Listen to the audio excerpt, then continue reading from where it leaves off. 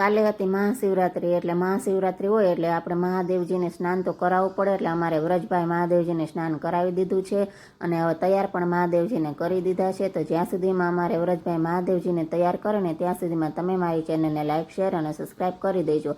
અને બપોરે ફરાળમાં બનાવવાનું હતું બટેકાની સૂકી ભાજી અને સક્કરિયાની ખીર. અને આપણે મહાશિવરાત્રિનું વ્રત કર્યું હોય એટલે આપણે સક્કરિયા તો જરૂર ખાવા જ પડે. સક્કરિયા વગર તો આપણી મહાશિવરાત્રિ અધૂરી છે. અને અમારે બપોરે 12 વાગે જવાનું હતું મહાદેવજીના દર્શન કરવા મંદિરે, એટલે આજે તો તમને બધે મંદિરે ભીડ જ મળવાની છે. તો જો ગમે એમ કરીને મેં મહાદેવજીના દર્શન તો કરી જ લીધા છે અને તમે પણ મહાદેવજીના દર્શન કરી લેજો ન કર્યા હોય તો. અને ઘરે આવીને મહાદેવજીની ભાંગ પીવાની છે. તો તમે બધાએ ભાંગ લીધી છે કે નથી લીધી તે મને કમેન્ટમાં જણાવજો. અને આ ભાંગ કાંઈ સાચી નથી, એટલે હું ગમે એટલી પીશ ને તો એ મને કાંઈ ચડવાની નથી. અને પાછી બપોર પછી પહોંચી ગઈ છું પંચનાથ મહાદેવ, અને ત્યાં પણ મહાદેવજીની આરતી થાય છે. અને અમારે ઘરે આવીને વ્રજભાઈ હજી પણ થાક્યા નથી. તો મળીએ નેક્સ્ટ